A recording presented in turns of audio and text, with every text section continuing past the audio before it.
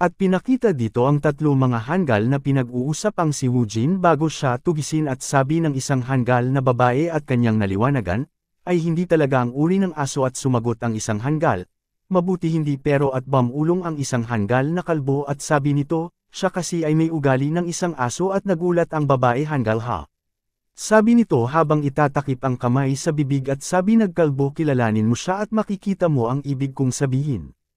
At dagdag pa ng kalbo, isa siyang anak. Na nag-iisang anak at sumigaw ang bida incoming. At kinuha na nila ang mga armas nila at nagsihanda na nang bigla tumunog ang phone ni Woojin. Nagsalita si Woojin kahit na nakatakas ako sa kamatayan sa buhay na iyon, at sa palagay ko ay mapapanginipan ko pa ito, at dahil bumalik ako sa nakaraan, dapat buhay pa sila, iniisip ko kung makikita ko ulit sila sa lalong madaling panahon. Samantala sa GM Sports Park.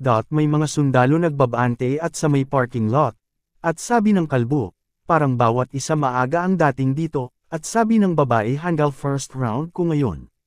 Mapagkakatiwalaan kita, hindi ba ako maaaring mag-jusub at sumagot ang kalbo syempre. 4 na beses na ako nakapunta dito, sundan mo ako, at hey, gaano pa kaya katagal ang batang iyan? Sabi nagkalbo at maya-maya ay napalingon ang 3 hanggal sa isang sasakyan na pakarag-karag ang andar. At sabi hanggal na dilaw ang buhok ang isang baguhan na nagpapakita ng huli ay dapat niyang isipin na siya ay holy shit.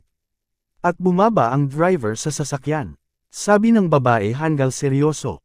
Dapat magpasasalamat siya na ito, ano ang ginagawa niya sa bisperas ng gabi sa pagmamaneho at nagsalita ang may gray na damit at sabi nito sa itsura nito hindi ko akalain nakuha pa niya lahat ng guild item at sabi ng isang hanggal maswerte siya kung makakaligtas siya, sa round na ito, at habang nagsila 4 na.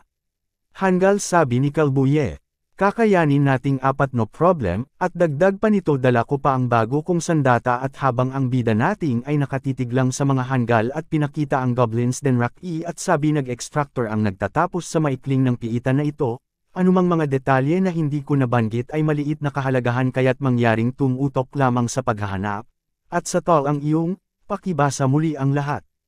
Kung may mga maliliit na isyo o kung may gustong mag-withdraw, at nagsisalita ito habang pinagpawisan ito sa kaba. At sabi nag-extractor please sabihin mo agad at sabi ng bida kung hindi, suriin ang iyong inventaryo sa huling pagkakataon at pinagtoanang ng mga hanggal ang ating bida, at sino naman ang mga taong ito sabi nagbida sa kanyang isipang, at habang tinutuktok ang daliri sa lamesa at maya-maya ay bigla ito napangiti at dagdag pa nito sa kaya isipan at least hindi ko na sila kailangang bantayan, at sabi nagbida good luck sa piitan kung gayon. At papasok na ang 4 na hanggal sa dungeons at sabi nagbabae, hanggal wow, hindi ko pa nakitang ganito kalapit at sumagot ang hanggal na kalbuo. Wait hanggang makapasok ka sa loob, at ang ating bida ay pumikit at nagbuntong hininga na lang at pumasok na ang mga hanggal sa loob ng dungeon at pag-alis nagliwanag ay nagulat sila sa nakita nila at sabi naghanggal na babae wow, at ito ay tulad ng isang ganap na naiibang mundo at sabi nag-isang may dala nag-archer para ako nasa loob ng isang laro at sumagot ang kalbo. Isang gamer, umisip ka ng isang mahigpit na pagkakahawak. Ito ay ang katotohanan, at sabi pa nagkalbo hanggal tandaan, kung mamamatay ka dito, mamamatay ka talaga kaya manatiling matalas. At sabi nagbida sa kaya isipan ang mga markang ito ay nasa lahat ng dako at medyo maraming duwende dito, at lumapit ang kalbo kay Woojin at sabi nito hey Woojin Kim, was it? Maghanap ka ng lugar na paglalagyan ng base camp, kaya mo ba yan?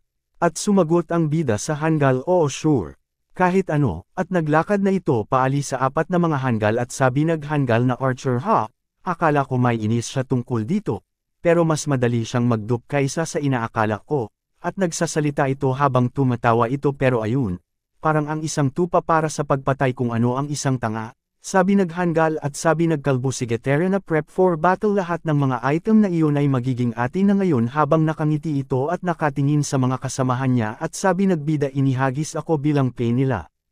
Na nakikita ko, at maya-maya ay bigla ito napangiti at sabi pa nag-ating bida tulad ng inaasahan, At samantala sa Messiah Guild okay na dito na tayong lahat sabi naghangal at habang nakaupo sa meeting room ang mga hangal at sabi nag-isang hangal gusto kong makilala ng lahat ang bagong miyembro na nagmamahalan sa misyong ito. At sumagot ang isang hangal isang bagong miyembro at maya-maya ay bukas ang pintuan at pinakita ang isa anino at pinakilala si Jihoyang ng Messiah Guild at sabi nito sa kaya isipan ng hamak na mayabang ay narito na sa wakas.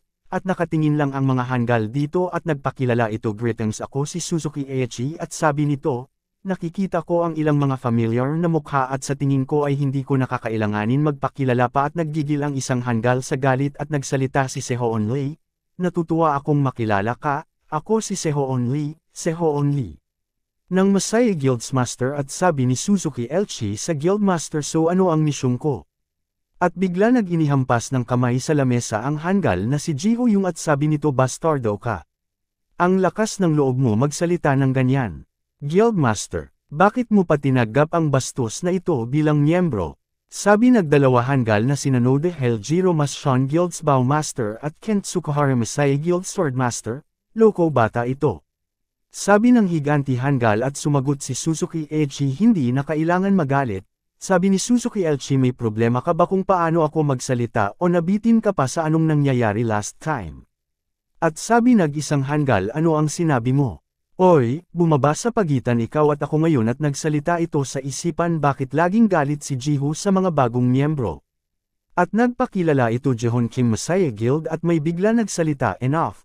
Napatingin ang dalawa at nagulat at natakot ang hangal na Jihoyang sa titig ni Sehoon Lee damit kung hindi dahil sa nangyari last time. Bulong nito sa kanyang sarili, at dagdag pa nito maghintay ka lang, ipapatumba kita. Mula sa iyong mataas na kabayo, at ngayong tapos na ang aming welcome party.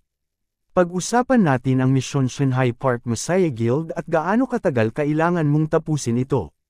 Sabi ni Shanghai Park at nagbuntong hininga ang hangal na si Suzuki Eiichi, at nagsalita ito kung ito ay simple pagsubaybay sa kung saan mga 3 araw at sumagot si Sehoon Lee 3 araw, sabi mo. At samantala sa ating bida ay habang nasa itaas ng puno ay tinitignan ng mga bakas nagkuko ng halimaw at ha. Parang totoo lahat ng narinig ko tungkol sa dungeon na ito, at napangiti ito at siya ang nagturo sa akin kung paano maghanap ng mga senyales na tulad nito at kung paano lumaban, at ang mga markang tulad nito ay naglalaman ng impormasyon na magagamit mo upang mapataas ang iyong pagkakataong mabuhay sa piitan, at mahalaga ang impormasyon. Ngunit kung pinag-uusapan natin ang mga pagkakataon ng kaligtasan dapat lang lumakas ako, di ba at kahit na ang pinakamalakas na manlalaro ay may kanilang mga kahinaan at kanilang mga laban. Suzuki Eiichi at akala ko tinuturuan niya ako para sa ikabubuti ko, na nakakaalam na ginagawa lang niya ito para sa Messiah Guild at bumaba ang ating bida sa puno at sinundan ko ang kanyang mga yapak, at naging isang walang awa na aso sa pangangaso. At tapat sa Messiah Guild ngunit lahat ng itinuro nila sa akin ngayon ang magiging talam na gagamitin ko laban at habang malalim ang iniisip nito ay may bigla umatake sa ating bida at nakailag ito. At sinabi niya sa kanyang isipan ang cute ng mga goblins at lumabas ang system at pinindot niya ito at kinuha niya ang kanya dagger at inilagay niya ito sa kanya palad at sinugatang niya ito dati ako nagpi-party sa tier 7 dungeon, mahal na mga duwende. Ngayon ay malalaman natin kung paano gumagana ang nakakalason na kasanayang ito sa dugo, at sumugod ang mga halimaw na goblins at tila hahatawin na ito ng goblins at nakaiwas ang bida at sinaksak niya ito sa braso at agad ng pop-up ang system, ang goblet ay nalasan na kasanayan, at tila ba ito ay nanggigil sa galit at bigla umatake ang goblin at nakaiwas ang bida. Dito at sabi nagbida sa kanya isipan ang lason ay hindi nagpabagal sa kanya, gaano hindi epektibo, at tumalong ito sa ere at nakaiwas ang ating bida at pinaikot nito ang mga danger at agad nito binato sa mga goblin at na-shock ang isang goblin at bulong nito alam ko ang lahat tungkol sa kung paano lumaban ang mga duwende, kaya hindi ito mahirap, at dagdag nito ngunit kung magtatagal ito, magdudulot lamang ito ng higit na pagtitipon, at kinuha niya ang letigo sa system at habang nakapulong at nakatitig ito sa ating bida at nag-pop up ang system, na-activate muna ang pamalo ng ulo ng duwende, at nagsisigaw ang mga ito at nagsalita ang bida nagmasaya ako kasama ko ito, at lumabas ang pamalo ng ulo ng duwende, bagay na pambihira na tatangi para sa antas isa at mas mataas. Takutin ng mga duwende sa ganap na takot. Mga epekto kolusal dagdag to the power of 5 pinsala dagdag 10% kapag umaatake pinsala dagdag 30% kapag umaatake sa mga goblins. Hello guys, kung nagustuhan nyo ang video ito huwag nyo kalimutan mag-subscribe at pindutin nyo na rin po ang notification bell para lagi kayo update tuwing may bago ako video, like and share nyo na rin. Maraming salamat po.